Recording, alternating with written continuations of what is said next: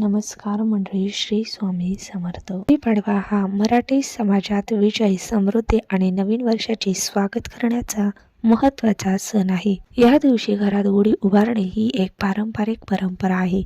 गुढी उभारणे फक्त धार्मिक रीती नव्हे तर घरातील सुख, समृद्धी आणि आरोग्याचे प्रतीक मानले जाते. एक गोष्ट लक्षात ठेवा, गुढीपाडवाचा दिवस वर्षातून फक्त एकदाच येतो आणि या दिवशी केलेले काही छोटे धार्मिक उपाय वर्षभर आपल्या घराच्या सुख समृद्धीवर परिणाम करतात.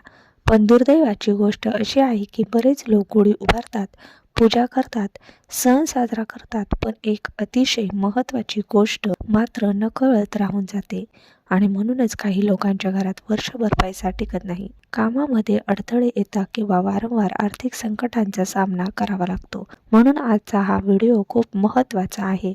कारण आजच्या या व्हिडिओमध्ये आपण गुढीपाडव्याच्या दिवशी संध्याकाळी करायचा एक अत्यंत महत्त्वाचा उपाय पाहणार आहोत.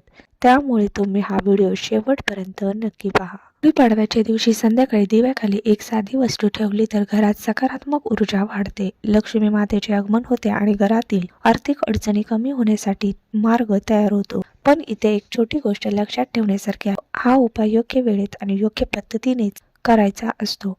चुकीच्या वेळेत किंवा अर्धवट माहितीने केला तर त्याचा अपेक्षित लाभ मिळत नाही. कारण उपाय पूर्ण लक्षपूर्वक ऐकला तरच या उपायामधील छोट्या छोट्या टिप्स तुमच्या लक्षात येतील आणि तुम्ही उपाय योग्य पद्धतीने करू शकाल. तसेच हा उपाय नेमक्या कोणत्या वेळेत करायचा, देवाखाली कोणती वस्तू ठेवायची आणि दुसऱ्या दिवशी त्या वस्तूची काय करायची ही संपूर्ण माहिती ऐकली तरच हा उपाय योग्य प्रकारे करता येईल. उद्या आहे 19 मार्च, गुरुवार. गुढीपाडव्याचा पवित्र दिवस. मराठी वर्षाची सुरुवात असणारा हा दिवस अत्यंत शुभ आणि मंगल मानला जातो. या दिवशी श्रद्धेने केलेले काही उपाय आयुष्यात सकारात्मक बदल घडू शकतात असे अनेकांना अनुभव आलेले आहे. चला तर मग हा उपाय जाणून घेऊया. गुढीपाडव्याच्या दिवशी संध्याकाळी दिव्याचे इतके विशेष महत्त्व का मानले जाते आणि हा उपाय नेमका कसा करायचा. आपल्या महाराष्ट्रात तर गुढीपाडवा हा सण खूप उत्साहाने साजरा केला जातो. सकाळी लवकर ब्रह्ममुहूर्तावर उठून घर अंगण स्वच्छ केले जाते, दारात सुंदर रांगोळी काढली जाते आणि घराच्या प्रवेशद्वाराजवळ गुढी उभारली जाते. ही गुढी म्हणजे विजय, यश, सौभाग्य आणि समृद्धीचे प्रतीक मानली जाते. असे मानले जाते की गुढी उभारल्याने घरातील नकारात्मक शक्ती दूर राहतात आणि घरात सकारात्मक ऊर्जा प्रवेश करते. म्हणूनच अनेक कुटुंबामध्ये गुढीपाडव्याच्या दिवशी विशेष पूजा, जप आणि सेवा केली जाते. आणखी एक महत्त्वाची गोष्ट म्हणजे गुढीपाडवा हा 3.5 मुहूर्तापैकी एक शुभ मुहूर्त मानला जातो. म्हणजेच या दिवशी केलेली कोणतीही चांगली सुरुवात अत्यंत मंगल मानली जाते. म्हणूनच अनेक लोक या दिवशी नवीन काम सुरू करतात, काही लोक नवीन वस्तू खरेदी करतात तर काही लोक धार्मिक उपाय आणि पूजा करतात. आता आपण हा उपाय संध्याकाळच्या 3 सांजेच्या वेळेत करायचा आहे. साधारण संध्याकाळी 6 वाजल्यापासून ते 9:30 वाजेपर्यंत हा उपाय करण्यासाठी अत्यंत शुभ वेळ मानली जाते. धार्मिक मान्यतेनुसार ही वेळ अत्यंत पवित्र असते, कारण या वेळेत वातावरणात सकारात्मक लहरी ऊर्जा अधिक प्रमाणात सक्रिय होते असे सांगितले जाते. म्हणून आपल्या घरात या वेळेला दिवा लावण्याची परंपरा आहे. आपले ज्येष्ठ नागरिक सांगतात की संध्याकाळच्या वेळी दिवा लावल्याने घरातील अंधकार आणि नकारात्मकता दूर होते. दिवा हा केवळ प्रकाश देणारा नसून तो ज्ञान, आशा आणि सकारात्मकतेचे प्रतीक मानला जातो आणि म्हणूनच गुढीपाडव्याच्या दिवशी या पवित्र वेळेत दिवा लावून त्याखाली एक विशेष वस्तू ठेवण्याचा हा उपाय सांगितला जातो. पण आता पुढे एक अतिशय महत्त्वाची गोष्ट येते. कारण हा उपाय करताना दिवा कसा तयार करायचा, कोणत्या प्रकारचा दिवा वापरायचा आणि त्यामध्ये काय घालायचे हे देखील तितकेच महत्त्वाचे आहे. कोणताही धार्मिक उपाय करताना स्वच्छता, श्रद्धा आणि शांत मन या 3 गोष्टी अत्यंत महत्त्वाच्या असतात. मनात शंका किंवा घाई असेल तर त्या उपायांचा भाव पूर्णपणे तयार होत नाही. म्हणून 19 मार्च, गुरुवार. गुढीपाडव्याच्या दिवशी संध्याकाळी सर्वप्रथम तुम्हाला तुमच्या घरातील देवघर स्वच्छ करायचे आहे.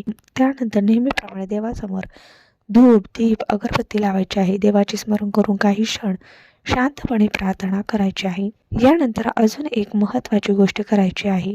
आपल्या घराच्या मुख्य दरवाजाजवळ एक दिवा लावायचा आणि शक्य असेल तर तुळशीच्या कुंडीजवळ देखील एक दिवा लावायचा. धार्मिक परंपरेनुसार मुख्य दरवाजाजवळ लावलेला दिवा हा घरात येणार सकारात्मक ऊर्जेचे स्वागत करतो असे मानले जाते.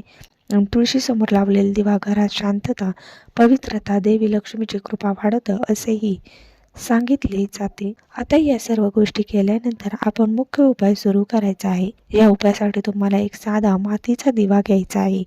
शक्यतो मातीचाच दिवा वापरण्याचा प्रयत्न करा, कारण मातीचा दिवा हा पंचतत्वापासून बनलेला असतो असे मानले जाते आणि त्यामुळे यामध्ये सकारात्मक ऊर्जा अधिक प्रमाणात टिकून राहते असे अनेक लोक सांगतात. यानंतर त्या दिव्यामध्ये कापसाची दुहेरी वात ठेवायची. दुहेरी वात म्हणजे 2 धागे एकत्र करून तयार केलेली वात. अशी वात लावल्याने दिव्याचा प्रकाश अधिक तेजस्वी आणि स्थिर राहतो. आता त्या दिव्यामध्ये शुद्ध गाईचे तूप घालण्याचा प्रयत्न करा, कारण धार्मिक मान्यतेनुसार गाईचे तूप अत्यंत पवित्र मानले जाते आणि त्यातून निघणाऱ्या दिव्याचा प्रकाश वातावरण अधिक शुद्ध करतो असे सांगितले जाते. परंतु काही वेळा प्रत्येकाच्या घरात गाईचे तूप उपलब्ध असेलच असे नाही. त्यामुळे जर गाईचे तूप नसेल तर तुम्ही म्हशीचे तूप किंवा इतर कोणतेही तूप वापरू शकता आणि जर तूप उपलब्ध नसेल तर साधे तेल वापरले तरी चालेल. पण एक छोटी गोष्ट जरूर करा. दिव्यामध्ये तूप किंवा तेल घातल्यानंतर 1 चिमूट हळद त्यामध्ये टाका. धार्मिक श्रद्धेनुसार हळद ही पवित्रता आणि मंगलाचे प्रतीक मानले जाते. आता इथपर्यंत सर्व तयारी झाली, पण पुढचा टप्पा खूप महत्त्वाचा आहे, कारण आता आपण त्या विशेष वस्तूचा उपयोग करणार आहोत, जी या उपायाचा सर्वात महत्त्वाचा भाग मानली जाते. पण ती वस्तू ठेवण्यापूर्वी अजून एक छोटी तयारी करायची आहे.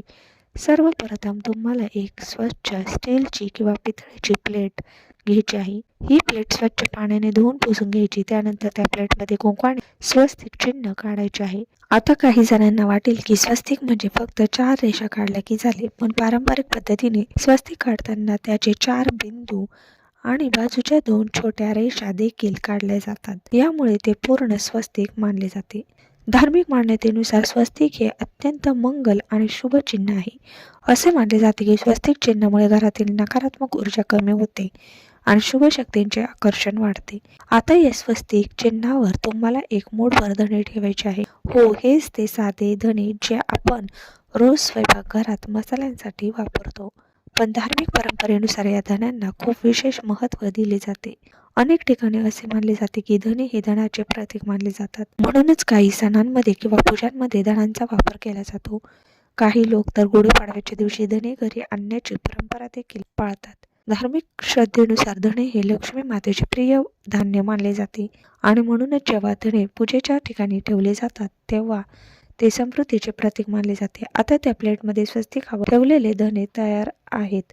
यानंतर तुम्ही जो मातीचा दिवा तयार केला आहे तो दिवा प्रज्वलित करायचा आणि त्या धण्यांवर ठेवलेल्या प्लेटमध्ये ठेवायचा, म्हणजे दिवा त्या धण्यांच्या वर ठेवायचा आहे. यानंतर ही प्लेट तुम्हाला तुमच्या देवघरामध्ये ठेवायची आहे. शक्य असेल तर माता लक्ष्मीच्या फोटोसमोर किंवा मूर्तीसमोर दिवा ठेवणे अधिक शुभ मानले जाते. आता पुढचा टप्पा देखील खूप महत्त्वाचा आहे, कारण दिवा लावल्यानंतर काही विशेष गोष्टी त्या दिव्यामध्ये टाकायच्या असतात आणि काही मंत्रांचे पठण करायचे आहे आणि अनेक लोक इथेच चूक करतात, त्यामुळे त्यांना उपायाचा पूर्ण लाभ मिळत नाही. आता दिवा लावून तो धण्यांवर ठेवला आहे, पण उपाय इथेच संपत नाही. यानंतरचा भाग देखील तितकाच महत्त्वाचा आहे, कारण याच टप्प्यावर आपण श्रद्धेने केलेली प्रार्थना जप हा त्या सेवेला पूर्णत्व देतो. दिवा देवघरात ठेवला की सर्वप्रथम त्या दिव्याला हळद, कुंकू आणि अक्षता अर्पण करायच्या. शक्य असेल तर 1-2 फुलेही अर्पण करा. त्यानंतर धूप, दीप आणि अगरबत्तीने दिव्याची आणि माता लक्ष्मीची ओवाळणी करायची. हे करताना मन शांत ठेवायचे आणि मनामध्ये माता लक्ष्मीचे स्मरण करायचे. धार्मिक मान्यतेनुसार जेव्हा पूजा श्रद्धेने केली जाते तेव्हा तिचा परिणाम अधिक सकारात्मक होतो असे मानले जाते. आता पुढे एक छोटी पण अत्यंत महत्त्वाची गोष्ट करायची आहे. 2 अखंड लवंगा घ्यायच्या आहेत. लक्षात ठेवा, अखंड तुटलेल्या, अर्ध्या किंवा खराब नसाव्यात. पूर्ण आणि चांगल्या स्थितीत असलेल्या लवंगा घ्यायच्या. या 2 लवंगा त्या पेटलेल्या दिव्यामध्ये हलक्या हाताने टाकायच्या. त्यांच्या श्रद्धेनुसार लवंग ही वातावरणातील नकारात्मकता कमी करण्यासाठी आणि सकारात्मक ऊर्जा वाढवण्यासाठी उपयोगी मानली जाते. काही धार्मिक उपायांमध्ये लवंगाचा वापर केला जातो. यानंतर तुम्हाला काही क्षण तिथेच बसून माता लक्ष्मीचे स्मरण करायचे आहे. शक्य असेल तर महालक्ष्मी अष्टक 3 वेळा म्हणावे. हे स्तोत्र लक्ष्मी मातेची कृपा मिळवण्यासाठी अत्यंत प्रभावी मानले जाते. जर पूर्ण स्तोत्र पाठ नसेल तरी मनापासून लक्ष्मी मातेचे नाव घेतले तरी तेही तितकेच महत्त्वाचे मानले जाते. यानंतर नवारणव मंत्राचा जप 108 वेळा करायचा आहे. धार्मिक परंपरेनुसार नवारणव मंत्र हा देवीच्या उपासनेमध्ये अत्यंत शक्तिशाली मंत्र मानला जातो. जप करताना मनात तुमच्या कुलदेवीचेही स्मरण करा, कारण अनेक लोकांच्या श्रद्धेनुसार जेव्हा आपण देवीचे नामस्मरण करतो तेव्हा ती प्रार्थना आपल्या कुलदेवीपर्यंत पोहोचते आणि तिची कृपा आपल्या घरावर राहते असे मानले जाते. यानंतर दोन्ही हात जोडून मनापासून प्रार्थना करा. घरातील सर्व दुःख, संकट, आर्थिक अडचणी दूर व्हाव्यात, घरात सुख शांती नांदावी आणि वर्षभर प्रगतीचा मार्ग खुला व्हावा अशी विनंती माता लक्ष्मी आणि आपल्या कुलदेवीला करा. आता पुढचा भागही खूप महत्त्वाचा आहे, कारण हा दिवा किती वेळ चालू ठेवायचा आणि दुसऱ्या दिवशी या धन्यांचे काय करायचे हे देखील उपायांमध्ये अत्यंत महत्त्वाचे मानले जाते. म्हणून हा भाग नीट लक्ष देऊन ऐका. गुढीपाडव्याच्या दिवशी संध्याकाळी जो दिवा तुम्ही लावला आहे तो शक्यतो रात्री किमान 12 वाजेपर्यंत तरी चालू राहील याची काळजी घ्या. दिव्याचा प्रकाश जितका जास्त वेळ राहील तितकी सकारात्मक ऊर्जा घरात टिकून राहते असे मानले जाते. दुसऱ्या दिवशी सकाळी उठल्यानंतर सर्वप्रथम देवाचे स्मरण करा. स्वच्छ अंघोळ करून स्वच्छ कपडे परिधान करून आणि नंतर त्या दिव्याकडे जा. दिवा पूर्णपणे विझलेला असेल तर तो स्वच्छ करून पुन्हा वापरण्यासाठी बाजूला ठेवू शकता. त्यामध्ये टाकलेल्या त्या 2 लवंगा असतील त्या मात्र पुन्हा वापरायच्या नाहीत. त्या निर्माल्यात टाकायच्या किंवा एखाद्या झाडाखाली ठेवायच्या. आता त्या प्लेटमध्ये ठेवलेले धने याबद्दल एक महत्त्वाची गोष्ट आहे. या धन्यापैकी थोडीशी धने काढून तुमच्या घरातील धन्यांच्या डब्यामध्ये टाका. असे मानले जाते की त्यामुळे घरातील अन्नधान्य धनसंपत्तीत वाढ होते. उरलेले धने तुम्ही तुळशीच्या कुंडीत टाकायचे. धार्मिक श्रद्धेनुसार जेव्हा ही तुळशीच्या मातीमध्ये पडतात आणि काही दिवसांनी त्यातून लहान रोपे उगवतात तेव्हा त्याला समृद्धीचे प्रतीक मानले जाते. असे मानले जाते की जसजसे ती रोपे वाढतात तसतसे घरातील प्रगतीचे मार्ग देखील खुला होतो.